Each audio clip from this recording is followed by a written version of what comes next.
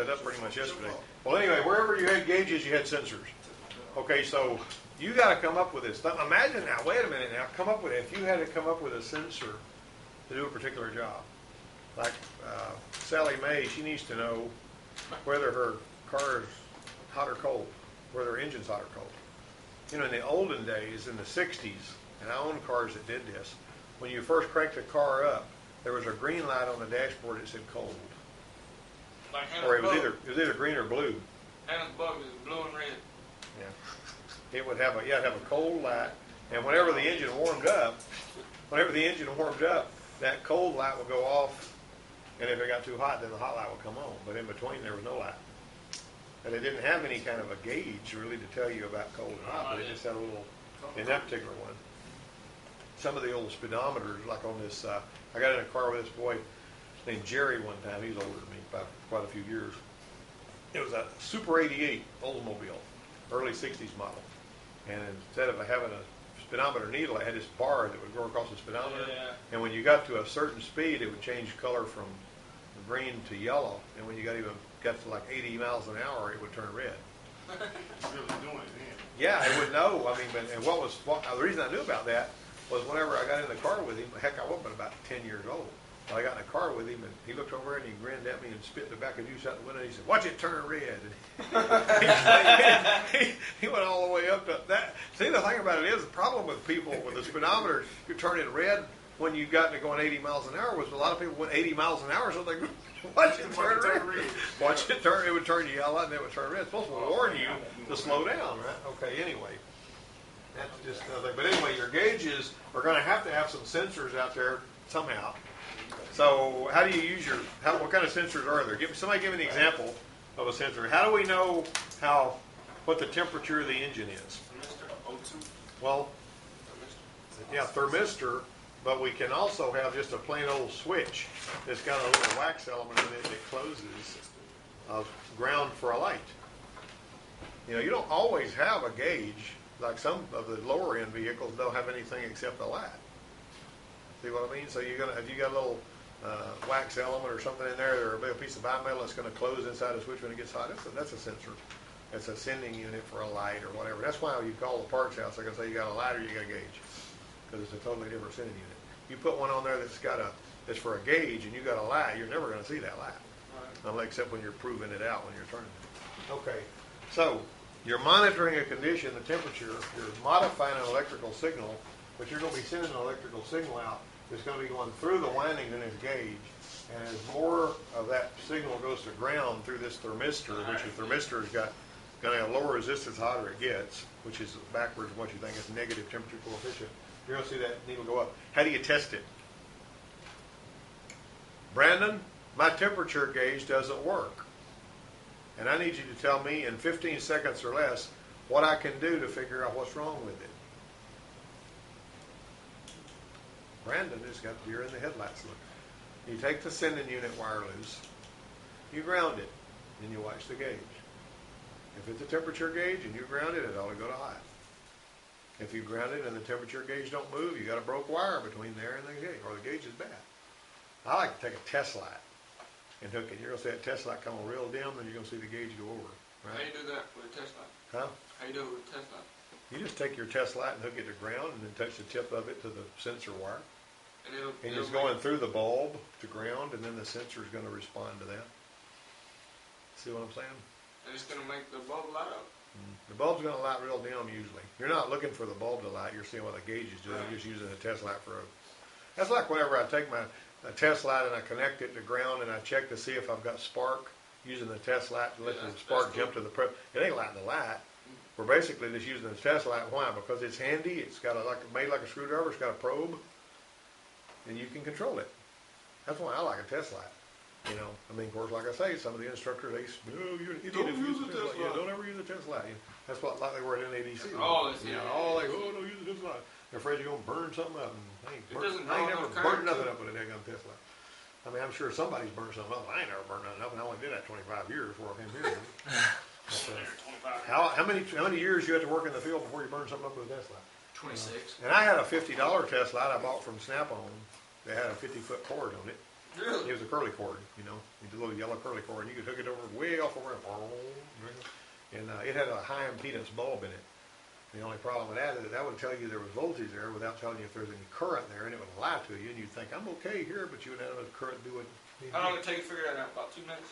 It took me getting smacked around by a pinpoint test on a car, you know, and I said, you know, it's telling me to measure with a meter, and I measured with a meter, and I saw 11 volts, and it said if it's got more than 10 and a half, you're okay, but it didn't have any current there. It would tell my meter there was voltage there, but there wasn't enough to do any work. So when I checked it with my test light and it didn't light the test light, then I knew that the cat was on the roof. And I put another relay on it, which the pinpoint test led me in circles. Yeah. Put another relay on it, it was fixed. Because it would burn the test light. See? Stupid meter. All right. I mean, the meter's got its place, don't get me wrong. Nevertheless, you're monitoring condition. Tell me about oil pressure. What are we doing with that? I don't know how that works. I always wondered. There's a transducer. And whenever the oil pressure comes, well, on these Fords, like this Bronco out here, it's just got a switch. It closes when you get oil pressure. There's a 22 ohm resistor in between the switch and the gauge goes to the middle. Yeah, and it doesn't. What's it's not a complicated true about gauge.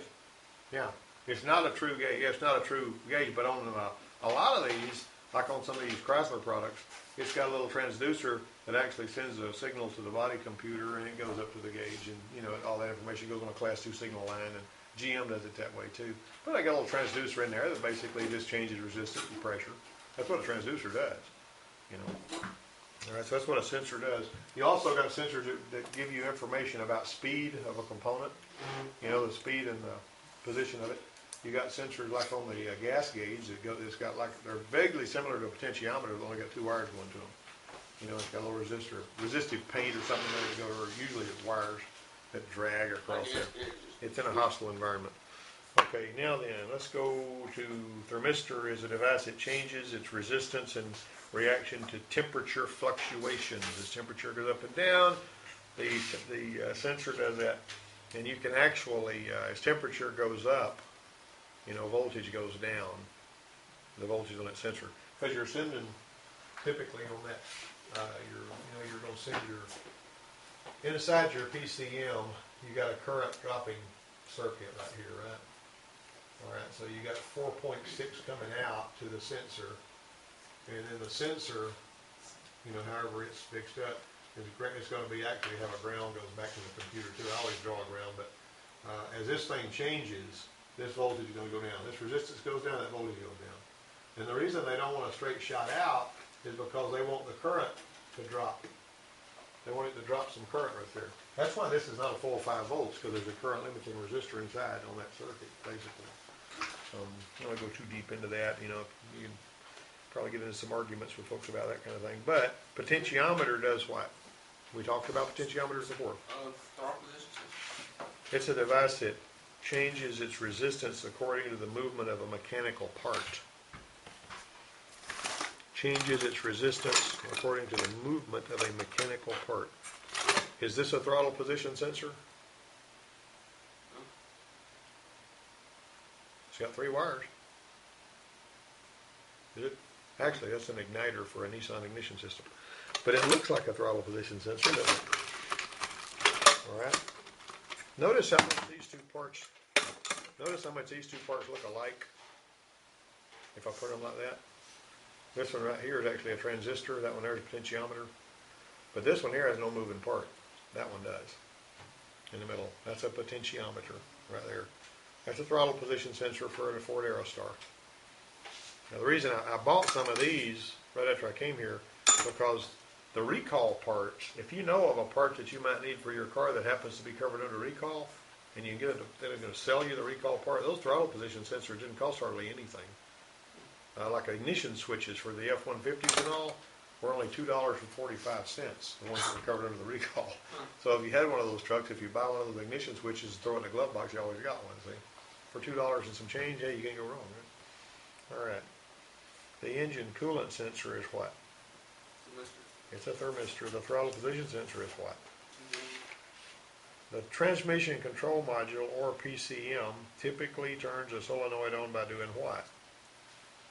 How's it going to turn on a solenoid? What am I going to do? Come on, guys. How does a solenoid work? A solenoid is going to be a electric coil, right? It's an electric coil, like, more or less like that little sucker right there. That's an electric coil. That's a relay right there, but it's, in a way, that's a sort of a solenoid because it does have a moving part, doesn't it? A solenoid typically moves the core. This core gets magnetic and it snaps that little metal, ferrous metal part up so that it's against the click. It goes like that because in response to the magnetism. All right, I had another one later. Oh, here we go. This one here is much prettier. See that? A solenoid is made pretty much that same way. If my camera can focus on that. Sounds like it's dying. Huh? Sounds like it's dying. What? Your camera keeps making noise. That's not the camera. That's something else. They don't make noise. It records noise. That's his phone. He's getting text messages over there. Is what it is. His phone will surely die if those text messages keep coming in. All right. All right. So, What does it do? the transmission control module, or the PCM. Now, this is something that I don't really approve of them putting in here. Typically turns a solenoid on, and they said applying a ground. But I will tell you, in transmissions, particularly Japanese transmissions, like the 4EAT that's in the Escort, or the Nissan RE401 that's in the little pickups, it doesn't apply a ground to the solenoids. It powers those suckers up. They're hardwired to ground, and the PCM shoots power out to them. The right answer, according to the... I don't put a ground or 12 volts. Well, it either breaks the ground or the power side. But we typically like to break the ground on an electrical circuit like that because it doesn't have as much of a spark. It doesn't make as much of a spike when you break the ground as it does when you break the power for some strange reason. That's just the way that we usually break the ground. The Jeep Cherokee that we had in here, the gray one, you guys remember that one? Yeah. That one had the injectors hardwired to ground, and the PCM sent power out there to pulse the That's why my injectors. Nissan is. Yeah, so they're backwards from what most of them are. Most of them actually ground the injectors. Well, they got the hot side hardwired to power, and they ground the other side. But that Jeep didn't do it that way. Of course, they had that Bendix fuel injection on it, which was really peculiar. Yeah, and it was the Bendix also makes the brakes and everything. I'm telling you, those engine controllers on those little Jeeps are just about bulletproof. You shoot that thing with an Uzi and then drive it off, But they were. Those things were tough. But I'll tell you something that was really weird. I'll tell you a little story. This girl came to me with a mid-'80s Oldsmobile, Pontiac something. Had a 3.1 in it. And she said my cousin put an intake manifold gasket on this car, and it's skipping ever since. All right, that sounds simple enough, didn't it? What are you thinking about? He's changed the intake manifold gasket, and now it's skipping. All got down on plugs or something. Well, no, he'd already put plugs in it. That didn't change nothing. All right, so I listened with my stethoscope to the injector because it was skipping on cylinder number 1, and number 1 injector wasn't making hardly any noise at all, and the rest of them were clicking real crisp. All right, so I said, that's interesting, crazy. So I got my oscilloscope, and I hooked it up. This is sort of off the reservation. We're talking about transmissions today, but this thing always bumfuddled me just thinking about it. Remember what I showed you about when the injector, you got 12 volts, when the injector is turned on, this tells you how long it's turned on. Then you have a spike, it's 50 volt spike, and then it does that, right? All right, on that particular one, this little pulse, and this was sequential fuel injection. It was very, very narrow. The rest of them were about that wide. This one here was only about that wide. I even took pictures of it. It's a very narrow little pulse coming out of the engine control. So I'm checking to make sure, well, maybe this injector's got low resistance. Because I'd actually seen a Jeep Cherokee that had all the injectors on that Jeep was supposed to have 16 ohms, and one of them had 3 ohms, and the driver in the computer would get hot and go to sleep. It would start out firing that injector, and then the injector would quit working, and it would go to sleep. And, I'm thinking, well, we got PCM, because it would shut it down. So, I got another PCM that I had over there that could fit it. I plugged it in. It did the same thing. Started out firing, it went away. And then I measured the injectors. I had a 3 ohm injector where I was supposed to have 16 ohm injectors. And I put an injector on it and fixed that one. Well, this one here, I said, well, I'm not seeing, I'm looking at like 0.8 amps that each injector is pulling, including this one. And so I've got it, and I've got good, solid connection all the way from the PCM over to the injectors. So I put another PCM when I called Johnny Williams over there. And I said, "You got a PCM for one of these cars?" "Oh yeah, I got one. I'm buying it on our trail." So he sent me one, $20. I popped it on. Yeah, I popped it on there. Well, it's an old car, 85 model. But he had 17, 18 of them PCMs laying on his shelf over. He just, happy to get rid of them. So he sent one over here, and it did the same dadgum thing. Still skipping on number one, still not putting enough pulse out, had a brand new injector in it, wires were good. What's up with that? So I said, I feel pretty stupid, Johnny, but can I have another one of them? So I did another one, the third one, $20 or whatever. So I put it on there just like it was, same thing. Still putting out an air pulse. That made absolutely no sense whatsoever to me. I have spoken to General Motors engineers about this, guys that work at the engineering level, and they were befuddled by it. I mean, I've seen them at different conventions and stuff that I go to, explaining this situation to them. I have no idea what was going on there. You know what I did to fix it? You had the number 1 injector and number 3 injector. Power coming in. Fire at the same time. PCM was firing them. Now, there was firing injector. This was 3, and that's 1. You see? Fire at the same time? Do the injectors fire at the same time? No, they fire separately, And what's the firing order on a 3.1? 1, 2, 3, 4, 5, 6. What it is. All right, so 1 and 3 was here and here. And I just got a Scotch lock, tied those suckers together. Why? So it would fire these two at the same time. The gas is only going to sit there for just an instant anyway before it gets sucked in there. That stopped it from skipping. What was it though? I have no clue. But I mean, when I Scotch locked it and it quit skipping, I said, "Look, I got 2 or 3 other engine controllers here. If that one driver that's driving this one, fouls up and burns out because of pulling 2 injectors instead of 1, then we got another PCM over here and we can keep working on it." And she told me later, that thing runs so good, I just kept on driving it. She never had any more trouble with it. One of the GM engineers I talked about says, "Well, those drivers will handle 2 injectors. That ain't a problem. They'll handle 4 amps. And 2 injectors, just 1.6 amps. You see. But that's one that knocked me around. I couldn't figure out what was going on because I don't know what that PCM's thinking about. And if it's firing all the other injectors like it's supposed to, why in Sam Hill is it firing that one real narrow? And it's a brand new injector? I had no, And it was a brand new injector? Brand new injector. And it did the same thing with the new injector. I actually ran a wire harness overlay from the computer to the injector. Didn't change a daggum thing. I mean, nothing would change. I measured the amps that it was what pulling. about the resistance on the, they were brand new? They were all new. I mean, everything was. I just wanted to tell you how I got smacked around on one. However, I got that sucker where it ran right, and it left out of here. Okay. Well, see, it was an old car. She didn't give a rip. I said, "I got another computer. If that computer burns out, got 2 of them laying here. I think I still got the computers out there. Wasn't nothing wrong with the computer anyway. Never heard a doggone thing." She said, "Hey man, I'm happy. It's running great." Like I say, it's an old car anyway. And I don't think if you actually did emissions testing on that thing, I don't think it would make a penny's worth of difference. I don't think it would make a penny's worth of difference in what's coming out of the pipe. Still, that don't make no sense. No, it didn't make any sense to me either. Still don't make any sense to me. But I like to tell the story. Okay, so the TCM turns on a solenoid by applying power or applying a ground, whichever the manufacturer. And I'm going to tell you something else about these electronic transmissions. You need to be aware of this. If you've got, this is what's really crazy about these things. If you're thinking the way that I was thinking when I first started fooling with automatic transmissions that were electronic, let's say you've got shift solenoid 1, let's just call them 1, shift solenoid 2, and shift solenoid 3. Let's stack them.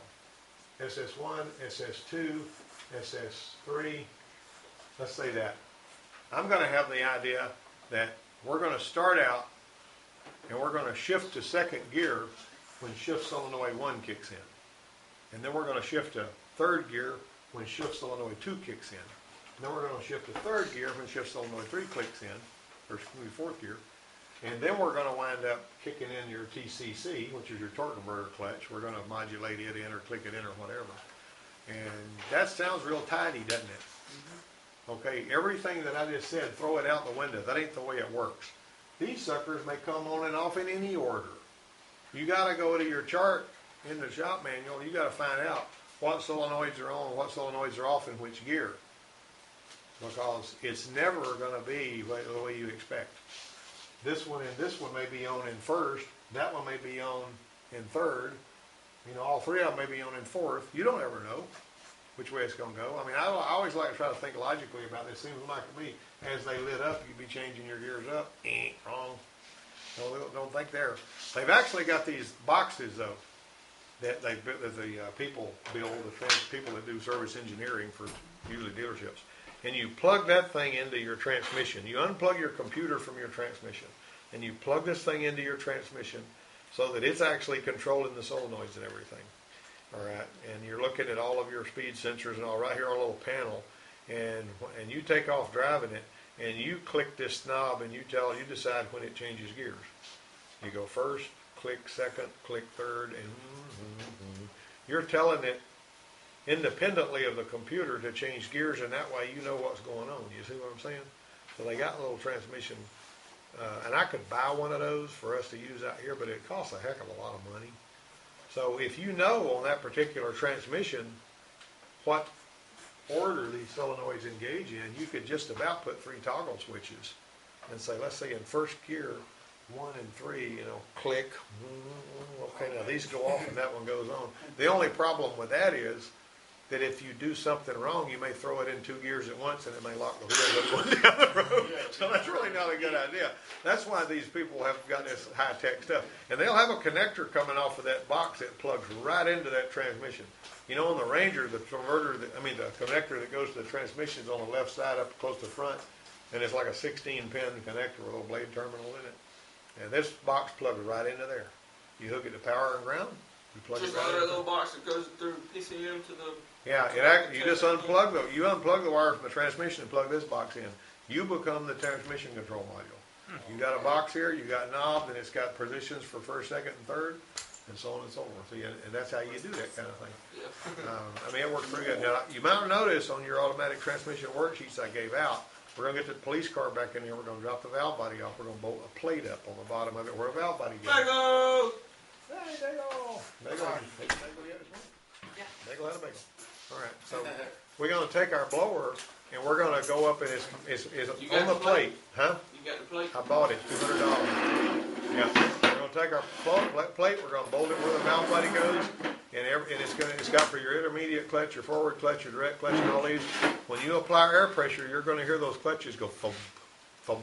Or if you got one that's supposed to be applying a clutch and it's going, you know, beep, I got something wrong there. I got a crack in a component. I got a seal that's not in place. I got something. And see, with that plate, you can find out hydraulically what in the sound hell is going on with that transmission. See, that's what we got. You got to be able to gather data that makes sense, that's pertinent, so that you can get that stuff done. Technician A says electronic transmissions use no mechanical components to modify line pressure from the pump. Technician A says, what? Electronic transmissions use no mechanical components to modify line pressure from the pump. Technician B says line pressure is produced by the pump and the accumulator. Who's right about that? No.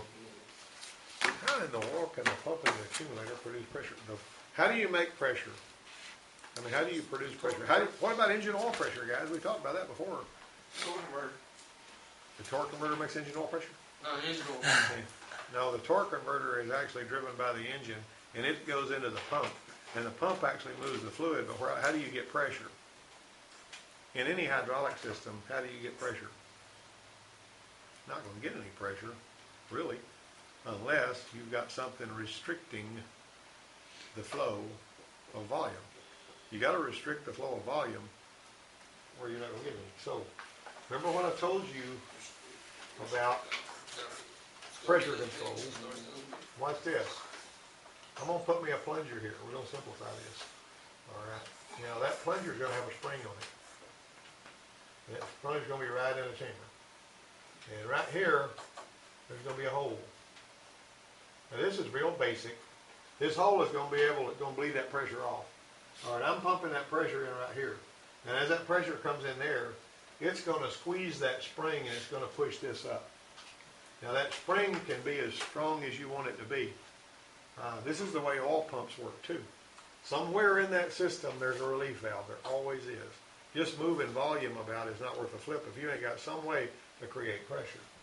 All right. Now, if you push this up to the point to where that can bleed off, if it takes 45 pounds to push that thing until you're bleeding off the pressure, then that's where you're getting your pressure. You have to have something to restrict it that will regulate it, see? So you've got a pressure regulator valve in the transmission, just like you've got a pressure regulator valve in the oil pump. If you don't have, like if this thing sticks, let's say that spring breaks and it gets all fouled up in there and this won't move. You got no oil pressure. Something that would, oh, you got way too much all the time. There was a Cadillac that was in the 40s. Anybody ever see an old Chevrolet engine, the way the oil filter was put on it? They had a real, I'm talking about an old Chevrolet engine from the early 60s. Yeah, I got one. They got a doggone real heavy duty steel cup that goes up against the rubber seal here. And it's a canisters type filter that's in here that you're going to change. And there is a bolt that goes all the way up into there. And this darn thing here is real thick. It's made out of something that's like 3/16 of an inch thick. And the oil pressure relief valve sticks in that pump. On a car that you've got out there today, like on Brandon's Dodge truck, I do that so that he'll be paying attention, you see, I say you say. But on Brandon's Dodge truck, if the relief valve sticks, it's going to blow the oil filter off the truck. Because it ain't strong enough to handle all that. Although they've got, springs and, bypass valves and stuff in there now to prevent it from doing that. But in this right here, it couldn't. And so what happened there was, this guy was driving this Cadillac and his doctor owned it. It was over in 1947, I think it was, over at the Cadillac place in Dothan. Couldn't get any power out of the doggone car. I mean, he just wouldn't hardly run. And they worked on it. Where they had lead men that had mechanics working on them. And Cliff Acreage went and sat down in the car and he slapped the gas pedal to the floor and the oil pressure gauge pegged out. And he shut it off because that hydraulic pump that was for oil pressure was actually choking the engine down. It wasn't strong enough to twist anything in two. That hydraulic pump that oil pump was strong enough the way it was put together where it would actually slow the engine down where it wouldn't turn. And so the higher that oil pressure went, the more it would choke the engine down. Because this big old heavy duty thing here wasn't coming off of there either. See what I'm saying? All right, so the weak link in the chain was the engine would lose its power. And Cliff, and I'm telling you, this was a long time ago, and Cliff told that other lead man that was struggling with that, he says, have your guys put an oil pump on it, because that's where the relief valve is. If the oil pump fixes it, I'll give you, you give me $100. If it don't, I'll give you $100. I bet you $100 an oil pump will fix his car. And that guy said, I don't know where in the world you're coming from with that, because he didn't have a clue what was. So he had his guys put the oil pump on there and took care of the problem. And $100 was $100 in 1947. That was a lot of money. It's like $800 now or $1,000, But anyway, that's just one of them things. So neither one of those guys are right. You've got to have pressure, a pressure control valve or a pressure release valve. You got to be pushing a piston against a spring in order to have pressure. When the engine's under high load, the line pressure is what? High or low. And typically it will be high. What's that going to do? What does high line pressure mean? What does high line pressure mean to the stuff, to the way that this... Line pressure is high, your clutches are going to apply harder, more positively. If you've got high line pressure when you're not supposed to have, it's going to make it shift late and hard. It's going to hold it shift longer, because line pressure is doing what? It's going against governor pressure. Governor pressure goes up with speed, line pressure goes up with load. Line pressure or governor pressure are pushing back and forth. Now the higher the load, the later the shifts, and the harder the shifts. And I had a Chrysler, 67 Chrysler New Yorker one time. There was a spring that was supposed to be holding the throttle valve lever forward. Chrysler didn't use modulator valves. They used throttle valve always. And that spring came off, and that valve going to that lever going down to the throttle valve was just hanging back. In other words, it usually was back when you push it back, but it was hanging back. And when I would drive that thing, even drive it slowly, it would go boom. It would just jerk my neck off, And at the time, I had no idea what was going on. What 16 years old. You know, I mean, I knew how to build a motor, but I didn't know about a transmission. And then somebody, whenever that knew what they were looking at, you know, looked and said, that thing's supposed to be held forward. And that's got to do with the way the transmission shifts and all that. So I put a spring on it, which was supposed to be there, held it forward, and I had nice smooth shifts again. The hard shifts didn't hurt anything, but they sure jerk a crick in your neck on that big old black Chrysler. The speedometer was upside down on that Chrysler. Did it turn red when you got up to 80? No, it never turned red, but that car would absolutely fly. And I was out there on a long road going through Mississippi one time, and there was this guy in this brand spanking new 76. How old was I then? I was probably 19 then. He was driving this brand new Grand Prix, and he passed me and he slowed down. Don't you hate it when they do that? Yes, I do. Oh, He passed you and they slow down. They pass you and they slow down. And so there was no other cars. And it was a long, straight Mississippi Delta road, just a 2-lane. But, I mean, you could see for miles and miles and miles. So the guy, me and Donnie Bowden were going out to Dallas for something. I can't remember now what. But I was driving along, and this guy passed me and slowed down. And I passed him, and he passed me and slowed down. And I passed him, and he passed me and slowed down. This happened about 4 or 5 times. And finally, I said, I ain't putting up with this no more. So he started around me, and I just sort of kept applying the throttle. I didn't go all the way to the floor right away, but I just kept on easing up, and he got up to about 100, and that's all he had. And I was still picking up speed because I had this big 440 engine and that low high speeder. I mean, I could just cruise, man. Now, I wasn't getting but 10 miles to the gallon, but that made me a big time. Gas one, He never tried to pass me again. He pulled back in, and he didn't try to pass me no more.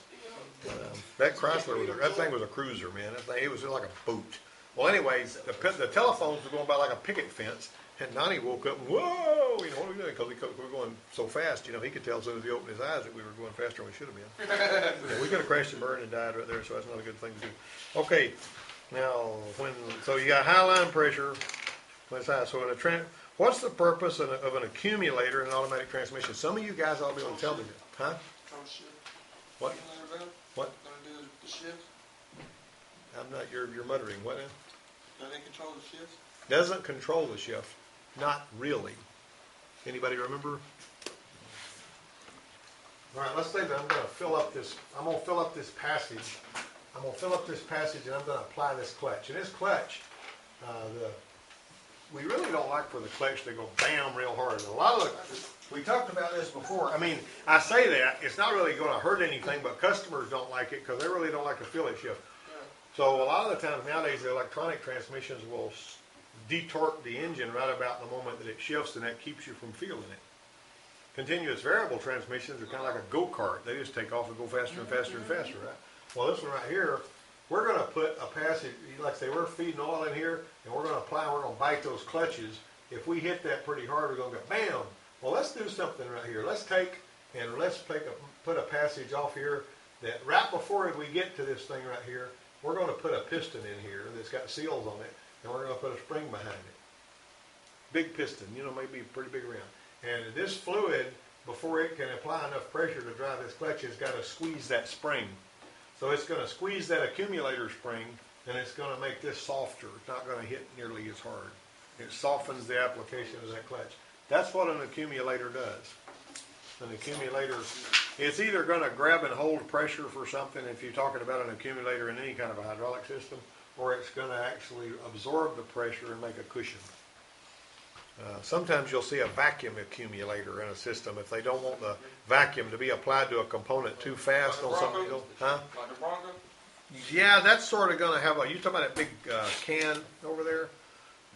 You know about that big, look like a high-C soup can? I'm talking about the Oh, you're talking about the actual modulator valve. Yeah. Yeah, no, this thing I'm talking about is inside the transmission. You know, whenever you pull a valve body off, you see these pistons with springs on them, these big pistons with springs that whenever you saw it. And that accumulator, there's another one. You got a servo that applies the band, but the accumulator absorbs that fluid pressure and keeps it from punching so hard when it hits that application. Okay, that's what it is. It electronically, it uses accumulator pressure to maintain consistent shift quality. That's basically what you're going to do. It softens the shift. Why is a pulse width modulator solenoid different from an on-off solenoid? Now, we talked about that. Pulse width modulated solenoid, what does it do? pulse width modulated. That means Okay. it switches on and off, on and off, on and off. Exactly, that's what it does. But if I'm wanting to apply the, and we talked about these torque converter clutches, you know, years ago when a torque converter clutch locked in, it was just locked in. You'd have a solenoid, and it would just boom, and all of a sudden you got a straight lock up from your engine all the way to your, you know, through the transmission, right? The torque converter is spinning with the engine. The turbine shaft is spinning exactly the same speed as the engine when you're in lockup. Now the drive shaft is going to spin faster than the engine if you're in overdrive. But whatever happens when you're in lockup, that's what's going on. And when you tap your brake, usually it drops out of lockup and then it goes back in just a second. But what you're doing with a pulse width modulator solenoid is you're actually going to have the percentages of lockup. The torque converter is supposed to have a controlled slip. It begins to lock up, but it's like 20%, 30%, 40%, 50%. If you're watching it on a scan tool and you're driving along, when it starts to lock up, it doesn't lock up all at once. It locks up in stages, you know, 20%. And it's actually slipping less and less and less, and then finally it's getting to where it's, you know, straight lockup. You don't feel that as much unless the friction modifier has died in the fluid. And in some cases, you remember I told you about it feels like you're driving over these speed breakers, you know, the little things where you're going to a stoplight, they got a bunch of little strips of asphalt where you go boom, boom, boom. It'll either do that, on these Crown Vickies it does that. You drive a Crown Vicky doing that, you come back and say we need to service the transmission. That means you drain the fluid, you put good fluid, the right kind back in there. The Chrysler uses ATF plus 4. I mean, all of these has got friction modifier, and you can smell that fluid. And if it smells, have you all guys all smell friction modifier? You know what friction modifier smells like?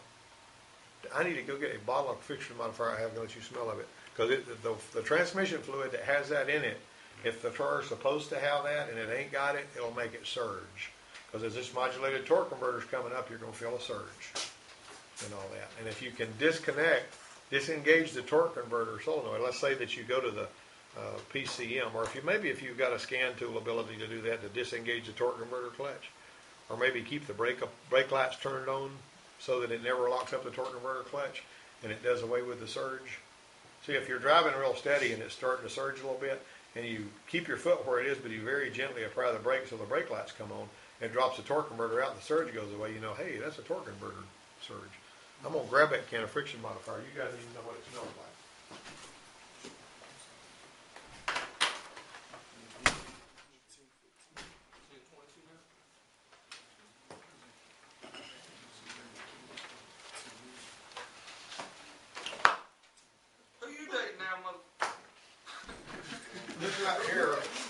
This right here is a friction modifier that goes in the rear end. Now Donnie used to take this and soak a rag with it and hide it somewhere under Rick's toolbox. And because it's this stuff really stinks. Now it's not going to make your eyes water, but you need to know what it smells like. You can smell it in the transmission fluid. And basically, and it will take your breath. But anyway, pass that around, everybody smell of it. You need to know what the friction modifier smells like. Yeah, just smell the friction modifier, because that is a very distinct smell that you won't smell anywhere else, to my knowledge. You're not going to smell anything else that smells like friction modifier. See, you got it? You got the smell? Okay, that's it. Now, I didn't tell you the taste of it, Nick. Don't be okay. What does it taste like? Yeah, it doesn't. I don't know. I've never tasted that. I had no reason to taste that. I mean, occasionally, if I want to know if some water just coming out of the tailpipe's got antifreeze in it, I'll taste of that. But or brake fluid, you can taste of that and tell them. I didn't say swallow it. I said taste of it. You smell the friction modifier.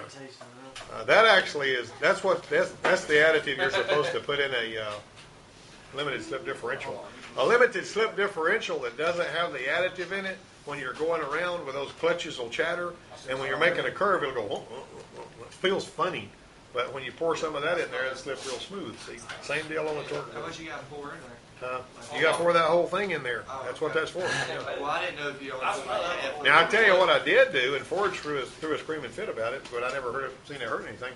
When I had some Tauruses that were doing that stuff, I poured some of that, a little bit of it in the transmission, and all of that surging went away. I mean, because it was torque converter surge, It'll almost feel like an EGR surge. So anyway, that's what pulse width modulation is actually doing this, and it eventually goes to where it's 100%. So it can actually do that. Like fuel pump in a beer. Yeah, now there's a variable force solenoid too that continually applies more amps to the solenoid, so it'll move the plunger deeper in to raise your line pressure, correct? PCM turns solenoid on and off based on what? Input from sensors and switches. That is not rocket science. And a drop in engine vacuum as measured by the map sensor means what?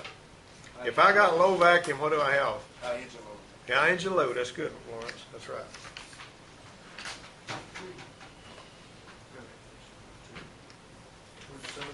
Everybody clear on that? Now, everybody that, I've still got to put that video about the tires on YouTube, but everybody needs to see that because that was a good video. Well, it's not right in here. Huh? So, what's the answer on the key for